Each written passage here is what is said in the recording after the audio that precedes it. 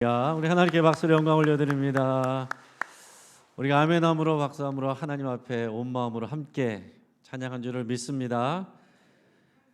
오늘 우리가 읽은 말씀을 통해서 마음으로 입으로라는 제목으로 말씀의 은혜를 같이 나누길 바랍니다. 우리가 매달 첫째 주일에 모두 환영한 데이로 모이는데 이번 10월에만 두 번째 주일에 모두 환영한 데이를 하고 있습니다. 우리 교회 처음 방문해 주신 분들 여러분 다 환영하고요. 축복합니다. 잘 오셨습니다. 오랜만에 나오신 분들 너무나도 반갑고 또 환영합니다. 또 온라인 예배 드리시다가 오랜만에 현장 예배 나오신 분들도 또 환영하고 축복합니다.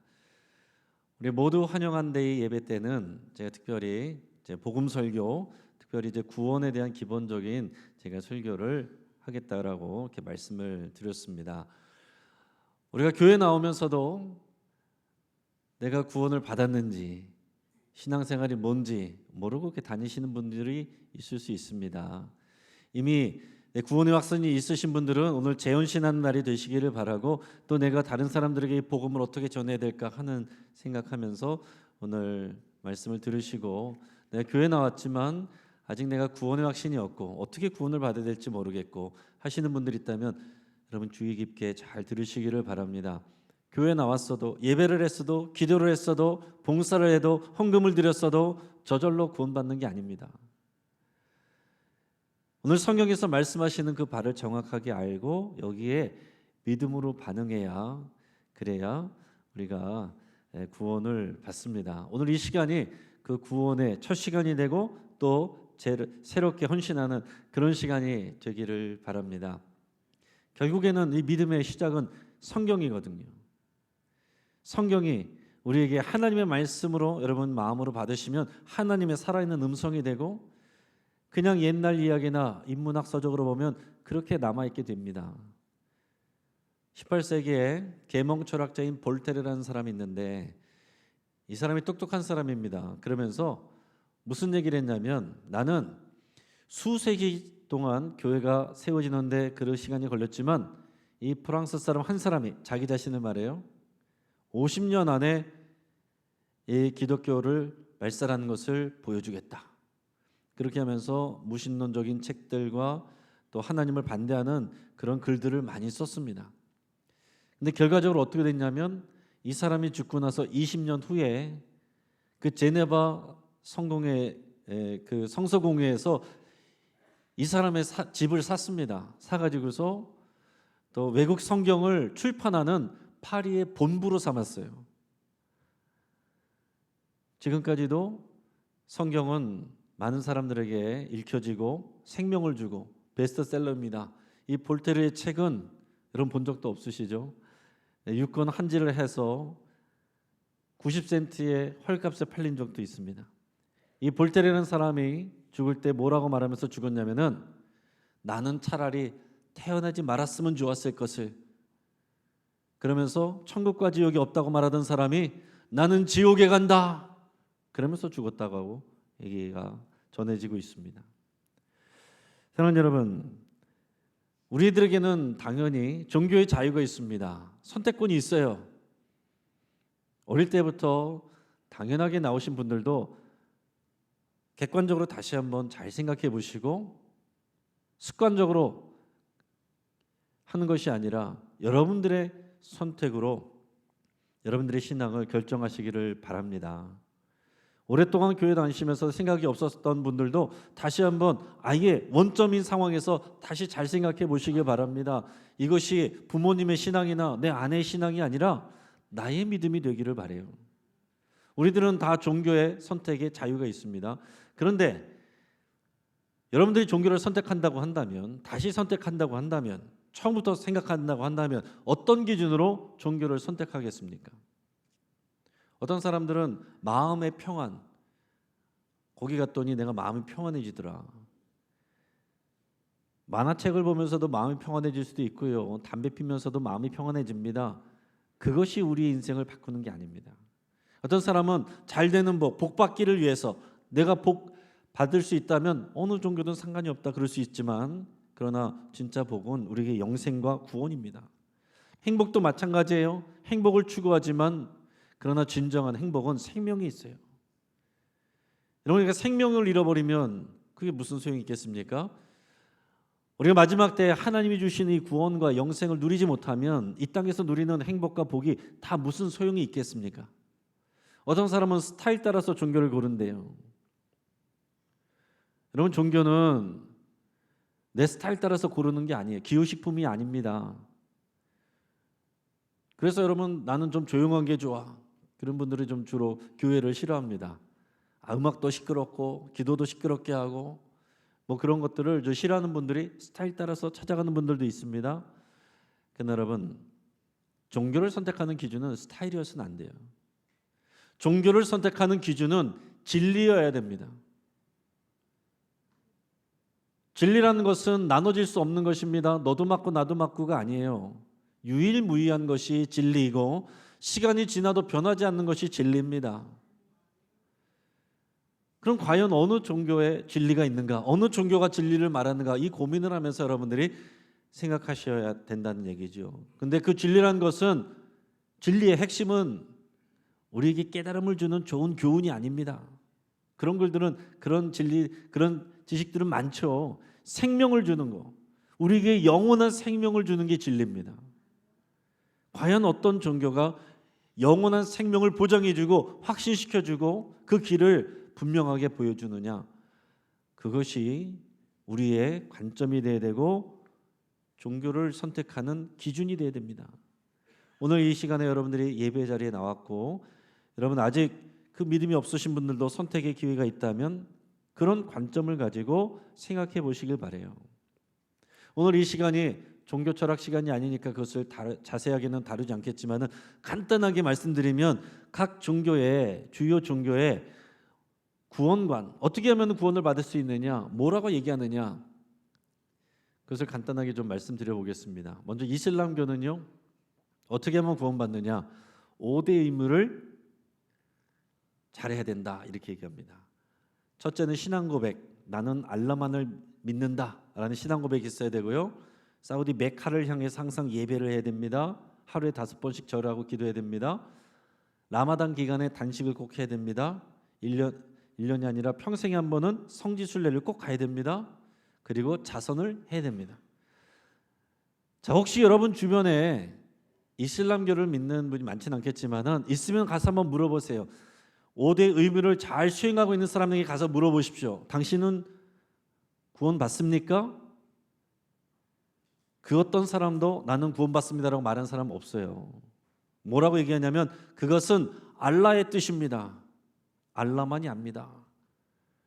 모른다는 거예요. 구원 받기 위해서 저것을 하는 것이지 확신을 가지고 하는 게 아니다라는 얘기입니다.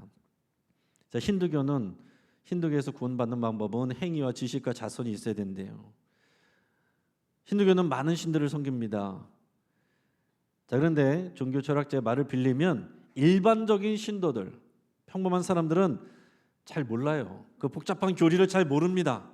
그냥 내려오는 힌두교 전통의 습관들, 그 기도하는 것들, 제사하는 것들, 그런 것들을 바라면서 신들이 나를 도와주고 나를 구원해 주기를 바라고 여기서 복 받기를 바라면서 그냥 그렇게 신앙생활 하는 겁니다. 자, 불교는 기본적으로 스스로 깨달아서 해탈하는 게 구원이에요. 그 해탈이 윤회의 사슬을 벗어나는 게 해탈이고 그게 구원입니다. 이것을 자력 구원이라고 그래요. 누가 나를 구원해 주는 게 아니라 내가 깨달아서 구원을 받는 겁니다. 어떤 사람이 스스로 깨달음을 갖고 내 안에 있는 모든 탐심을 버리고 해탈의 경지에 갈 수 있겠어요? 먹고 살기도 바쁜데 누가 그 해탈의 경지에 갈 수 있겠습니까? 자, 이 불교의 가르침 가운데 타력 종교도 나중에 생겨났습니다. 타력 종교는 우리를 구원해주는 부처가 오는데 그게 미륵불이에요. 근데 미륵불은 석가모니 이후에 언제 오느냐? 56억 7천만 년 후에 온대요. 우리랑 상관이 없습니다, 여러분. 그래서 얼마 전에 유재석 씨가 진행하는 예능 프로그램에 종교인들이 나왔고 스님이 한 번 나왔는데 거기서 질문을 했습니다. 사람은 죽으면 어떻게 됩니까? 그때 스님의 대답은 이랬습니다.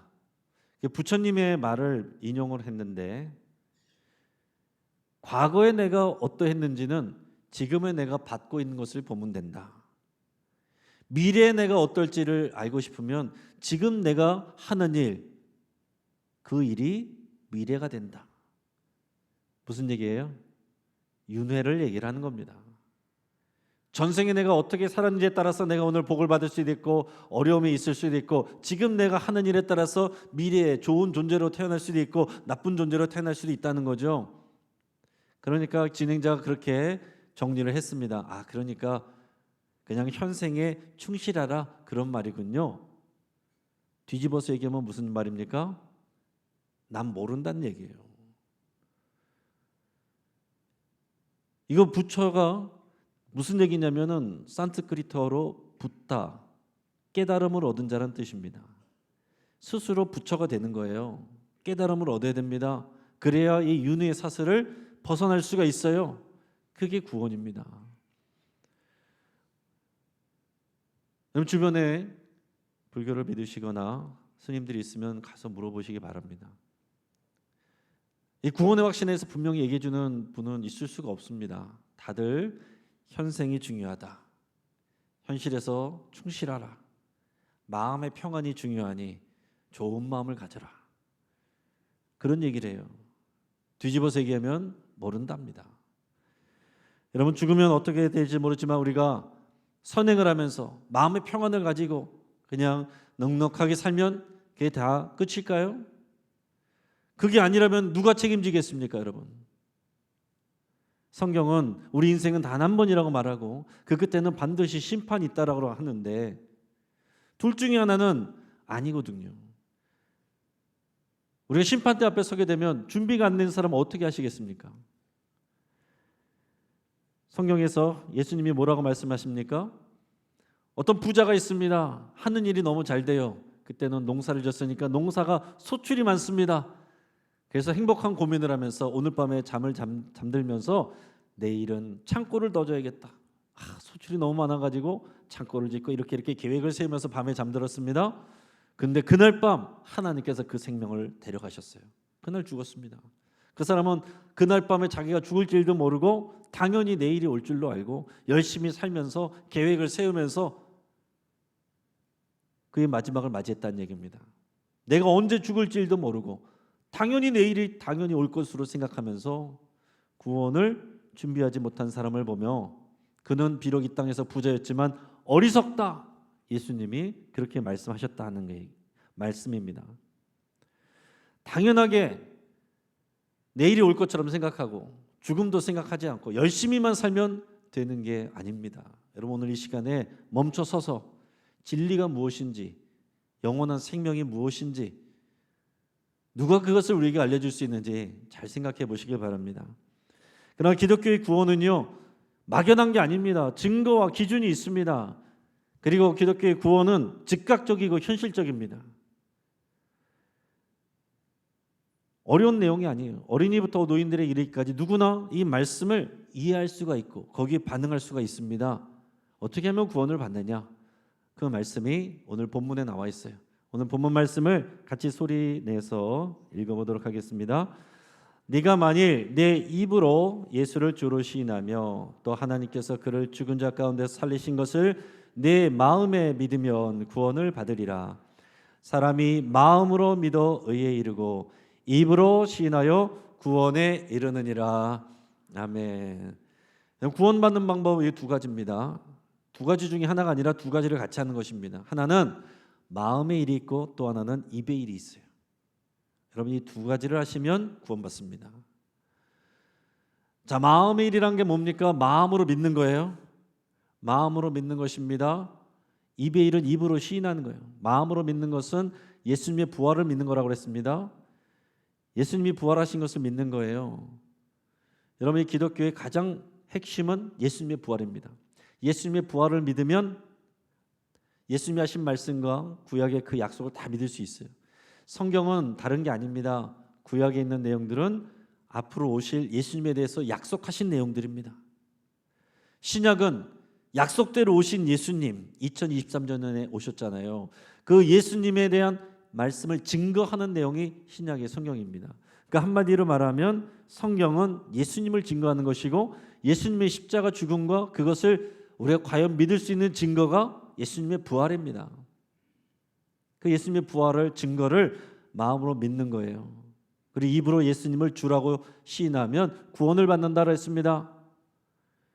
이것을 좀 더 부연해서 말씀드리고자 하는데, 우리가 너무 복잡하게 하면은 여러분 다 힘들어하시고 조실 수 있으니까 간단하게 짧은 시간에 설명을 드리겠습니다. 요즘에 CCC에서 젊은이들 전도에 더 포 카드라는 4가지 심볼을 만들어서 전도를 합니다. 우리 전도팀에서도 좀 사용을 했는데, 이 4가지 심볼로 우리가 마음이 믿어야 될 내용이 무엇인지를 간단하게 나눠보겠습니다. 첫 번째는 이 하트, 사랑이죠. 한번 같이 읽어보겠습니다. 하나님은 우리를 사랑하십니다. 여러분, 결국 우리는 사랑으로 사는 거예요. 열심히 돈 벌고 행복하려고 하는 거, 돈 벌었는데 내가 사랑받지 못하고 사랑할 사람이 없으면 그게 무슨 소용이 있겠습니까? 사람은 다 진정한 사랑을 갈구해요. 그런데 그게 쉽지가 않습니다. 이 망가진 세상에서 죄 많은 인간들이 서로를 사랑하는 게 진실한 사랑, 완전한 사랑을 경험하기가 어렵습니다. 다 실패합니다. 사랑해서 부부끼리 결혼했는데 그 완전한 사랑을 누리고 있습니까? 안 맞아, 너무 안 맞아. 그러면서 맨날 싸우고 상처 입고, 내가 낳은 자식인데도 부모 자식 간에 서로 그 사랑을 오해하고 서로 상처 주고, 그런 일들이 얼마나 많아요. 그러면서 이 망가진 세상에서 사람들은 다 그 진실한 사랑, 진짜 사랑, 그 사랑에 목말라 하고 있어요. 그런데 성경은 하나님이 사랑이시고 오래전부터 우리를 알고 계시고 우리를 사랑한다라고 말씀하고 있습니다. 우리 연약함을 알고 계셔서 우리를 다 아시고 사랑하신다고 말씀하고 있어요. 창조하신 이 사건도 우리를 사랑하셔서이고, 우리를 구원하기 위해서 독생자 예수님을 이 땅에 2023년 전에 보내주신 것도 하나님의 사랑의 증거입니다. 성경은 우리를 향한, 우리에게 보내주시는 하나님의 사랑의 편지예요. 그렇게 받으시고 마음을 열면 하나님의 사랑이 느껴집니다. 자, 그런데 어려움이 있어요. 하나님이 사랑이라고 그랬는데, 근데 도대체 세상은 왜 이렇게 고통스러워요? 왜 이렇게 힘든 일이 많습니까? 하나님이 사랑이라고 그러는데 왜 우리에게 자꾸 어려운 일들이 생깁니까? 그게 두 번째 대답이에요. 나누기 표시죠. 같이 읽어보겠습니다. 사람이 하나님과 나뉘어져 있습니다. 여러분, 이것이 대답이에요. 사람이 하나님과 나뉘어져 있기 때문에 하나님의 사랑을 누리지 못한다는 것입니다. 사람이 하나님과 나뉘어져 있고 분리되어 있습니다. 하나님이 우리에게 사랑을 주시고 싶은데 줄 수가 없어요. 성경은 이것을 우리의 죄 때문이라고 말해요. 죄 때문에 우리는 하나님을 모릅니다. 하나님의 말씀을 듣지 못합니다. 들어도 이해를 못합니다. 들으려고 하지도 않습니다. 하나님의 사랑을 원하지도 않습니다. 그리고 죄 때문에 서로를 미워하고 상처 주고 서로를 밟고 이용하고, 그런 속에서도 각자 또 진실한 사랑을 갈구하고 있단 말이에요. 이게 세상이 죄 때문에 망가져 있고 우리가 하나님과 나뉘어져 있기 때문에 그렇습니다. 이것을 스스로 해결할 수가 없어요. 우리가 착한 일을 한다고 해서 죄가 사라지지도 않습니다. 우리가 수행을 한다고 해서 깨달음을 얻는다고 해서 죄가 사라지지 않아요. 해결되지가 않습니다. 그래서 우리에게 어려움이 있는 거예요. 우리에게는 무언가 변화가 필요합니다. 그래서 세 번째, 더하기 표시 같죠? 더하기 표시이기도 하고 십자가를 상징하는 것이기도 한데, 우리 같이 한번 읽어보겠습니다. 예수님은 우리에게 모든 것을 주셨습니다. 자, 우리 안에 있는 죄는 해결되지가 않습니다. 고쳐지지가 않습니다. 죄를 안 지려고 노력해보고 또 노력해보세요. 자동적으로 죄를 짓게 됩니다. 예수님은 마음으로 짓는 죄도 똑같다라고 그랬는데, 마음으로 우리는 매일 살인하고 마음으로 간음하고 마음으로 도적질합니다. 마음으로 항상 상처 줍니다. 누가 자유로운 사람이 있겠어요? 법정에서 무죄라고 해도 하나님 앞에서는 죄인이라고 하는데 그 죄를 어떻게 해결합니까? 근데 성경에서 말하는 유일한 해결책이 하나 있습니다. 죄에 대한 해결책. 그게 뭐냐면 죽음입니다. 죽으면 더 이상 죄를 묻지 않아요. 죽음으로써만 용서받을 수 있습니다. 피 흘리고 죽어야 돼요. 그 어떻게 용서를 받습니까? 어떻게 우리가 죄를 지을 때마다 다 죽어요? 그럼 끝인데. 그래서 구약에서는 하나님께서 방법을 주셨는데 제사를 가르쳐 주셨어요. 희생제물을 대신 죽게 하는 겁니다.